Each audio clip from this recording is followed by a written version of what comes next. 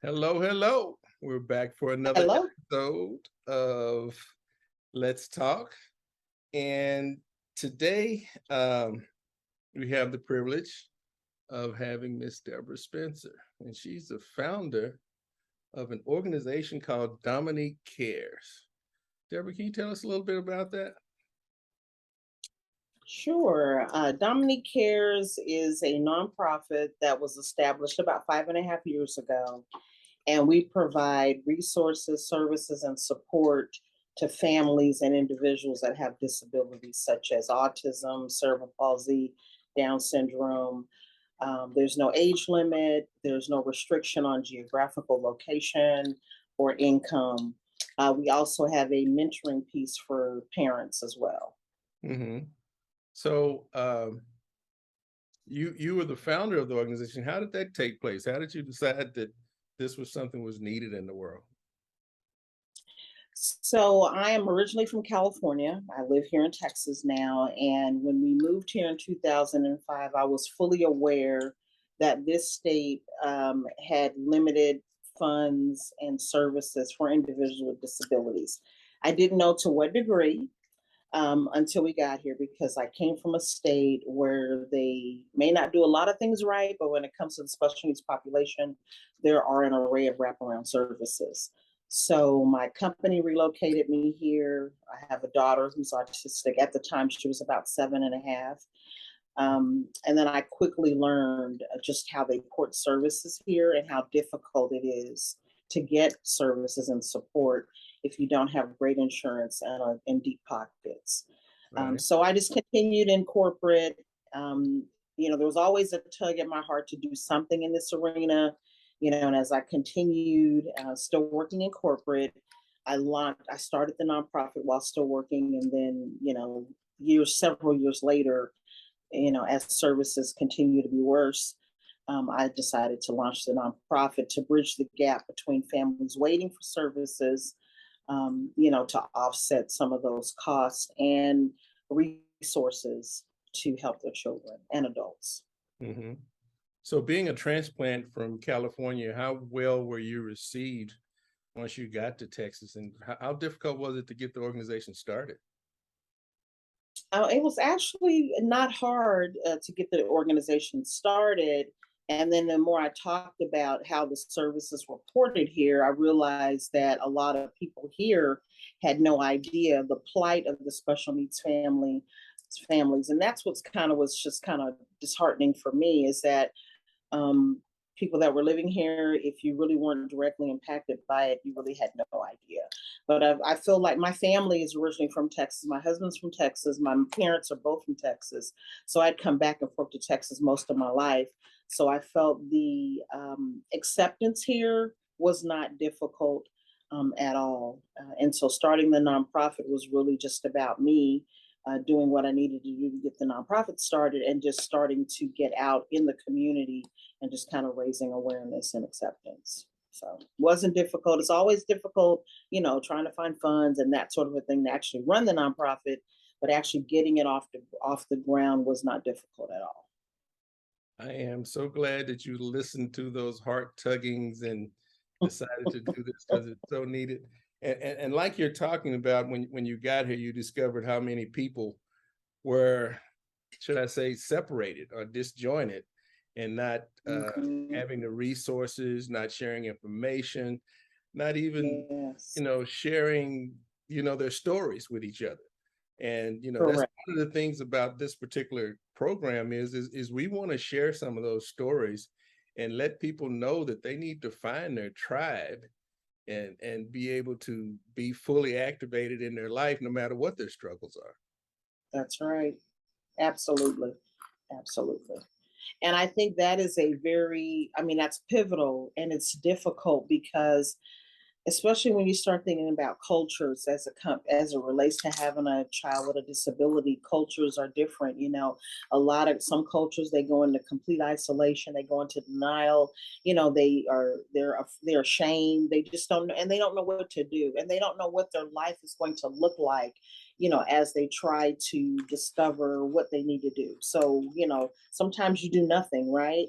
And you find that it's easy to isolate, right? It's easy to fall into the pity party and all of the things that go along with it, because you're really just trying to wrap your mind around what is my life going to really look like?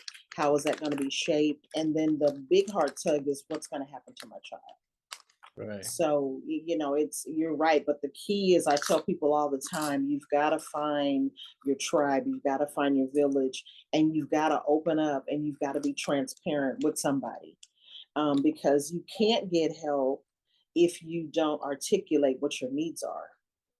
Right. I can try to figure that out or assume, or, some people think you get it by osmosis, but you don't. You have to participate in, the services and the resources and allow people to help.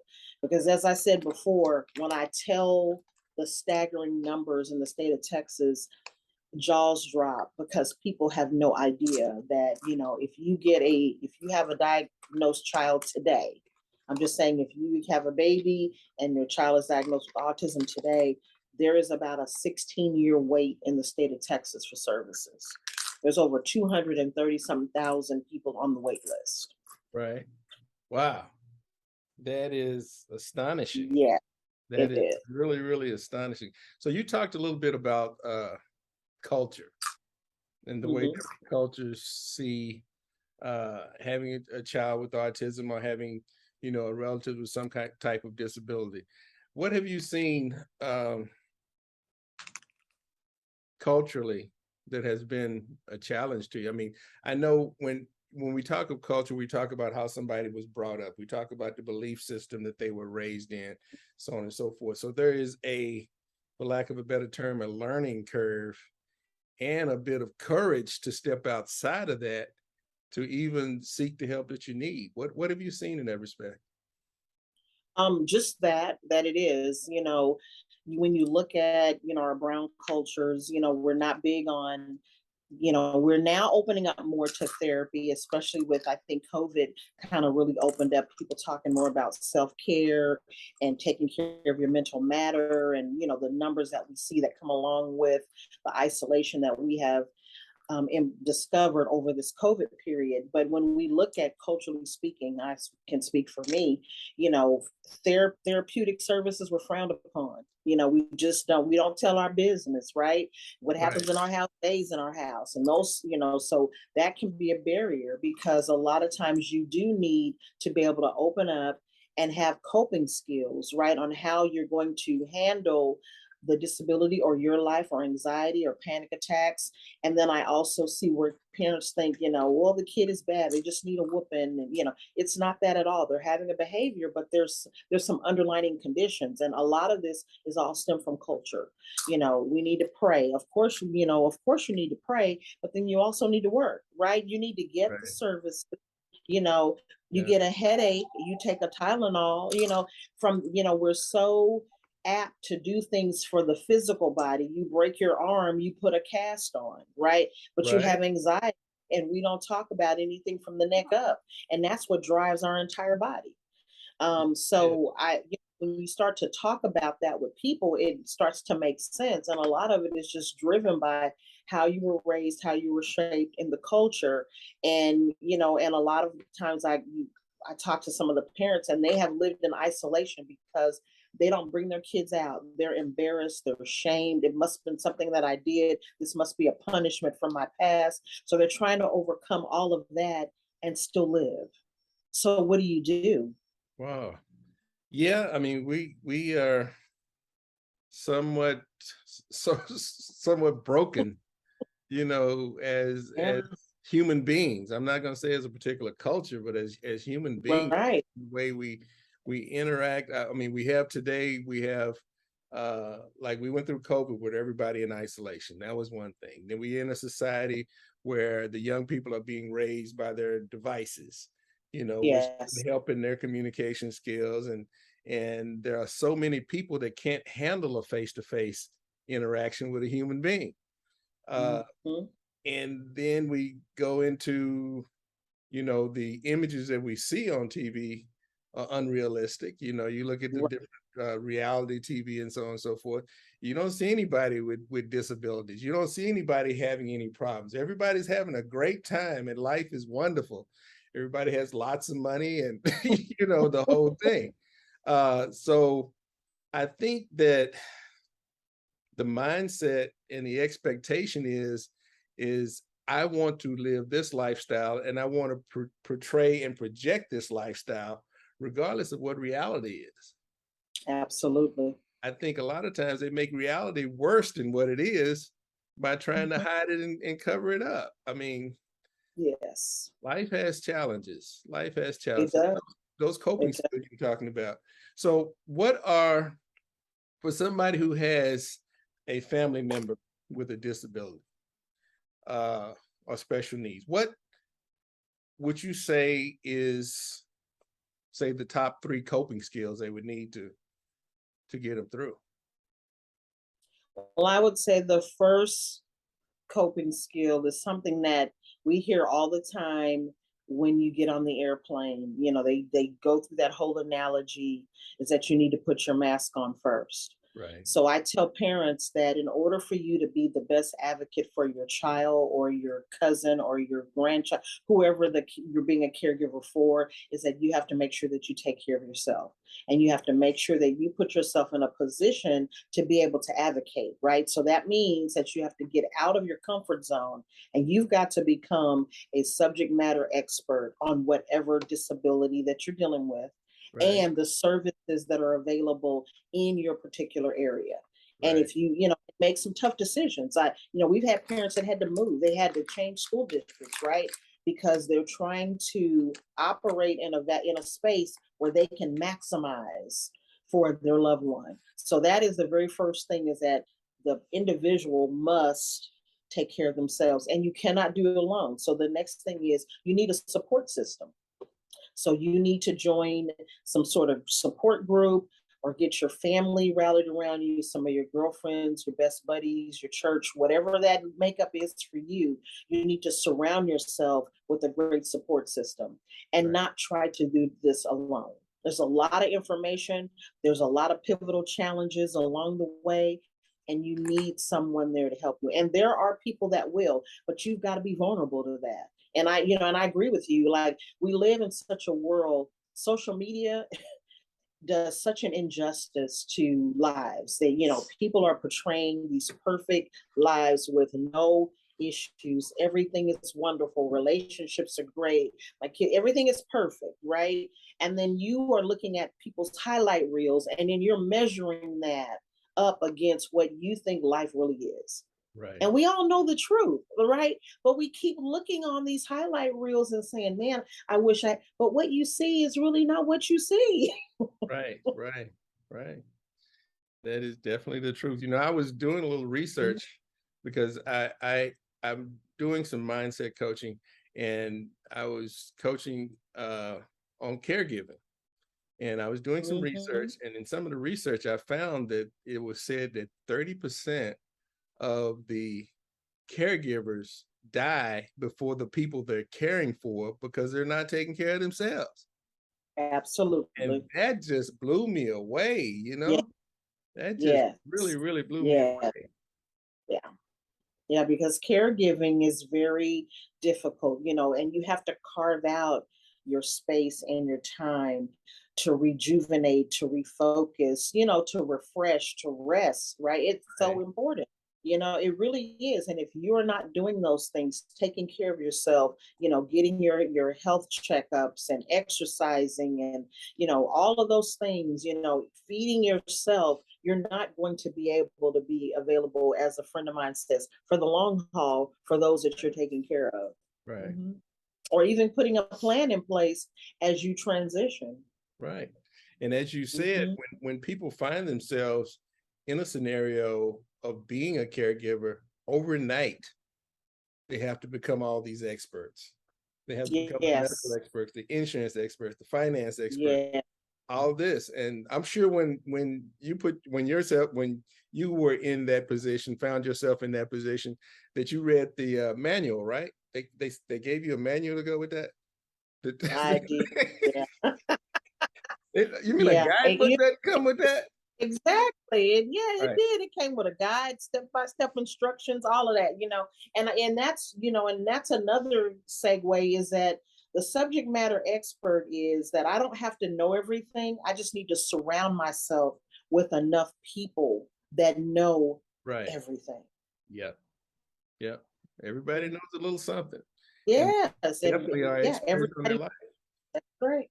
Yeah, everybody brings something to the table, and then we're able to benefit and maximize. Yeah. I've had the opportunity to be around you on several occasions. One of the events that you had, and I believe that you have part of what you do is uh, giving, people who are caregivers that little bit of rest space, that something special, maybe a makeover or something like that. And am I correct on that? You are. So we do weekend getaways from moms that are caregivers.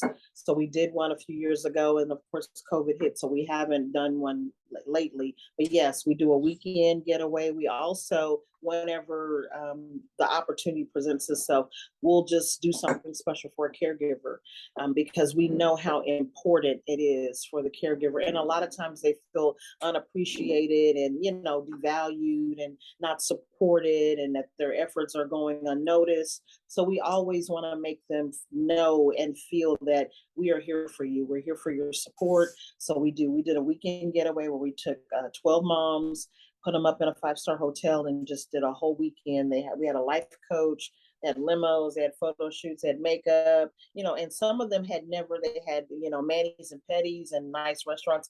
And some of them said they had never experienced that, Right. and it just made me feel like I was on the right track, because they are so deserving of that and more, and to be thought about is a powerful thing. Some people don't realize just the fact that you were on my mind and in my heart, and then I acted on that.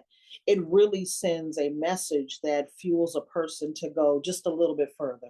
Right.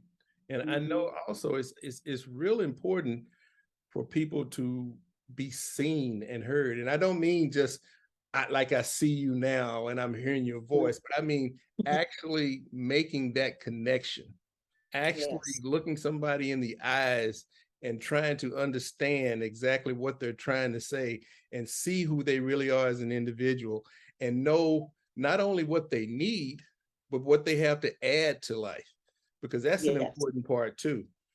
Sometimes people get in their own little space and they feel like they no longer have anything to contribute or nobody who's willing to accept what they have to contribute. And that's an important part of us as human beings being able to do that. It is. And when we do that, we also give them an opportunity to reflect. I tell them you're a mom, but you're more than a mom. You're a dad, but you're more than a dad. You were created for purpose. You can still accomplish all of those great things that are on your list with the right support, right? So you're right. Like being seen, knowing that I want to start a business. I want to go back to school. There's some things I want to finish. Of course, this has come into my life right now, but I want to get my arms around this so that I can live a wholesome life as well.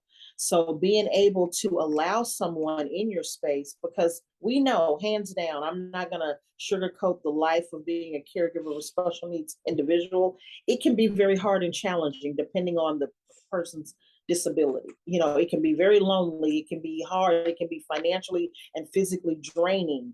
And that's why it is so important to be seen and to be heard, because we are not only paving the way for us when I do this, but I'm paving the way for others. Right. Like I feel like we have a responsibility. You're either part of the problem or you're part of the solution.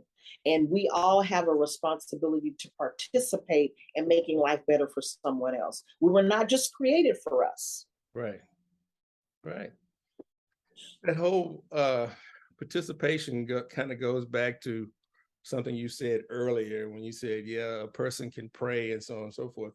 But I'm a true believer that, in every prayer, there's something expected of you. Mhm. If you ask for something, but you don't put yourself in a position to receive that, then how can you expect your prayers to be answered? In addition to that, you know, sometimes your prayers are answered in a way better than what you said you wanted, but you're stuck on it. Okay, I want it on Tuesday at 2:00. It needs to be green, and don't interrupt my stories. You know, and the blessing shows up, and you know, you're not in a place of receiving it. You're not open to that. So we have to be open to receiving those blessings. We have to take an active part of moving in the direction of what we ask for. Yes, absolutely. Yeah. And so that's where we have to accept. I mean, if you're praying for something and you're putting in the work, that you know the prayer is going to be answered. It may not come, as you said, packaged the way that you want it to be packaged, but you still need to be in a position and a posture to accept that this is where I am and this is where I need to move. Like, so what do? Do we just freeze and isolate and do nothing? Right.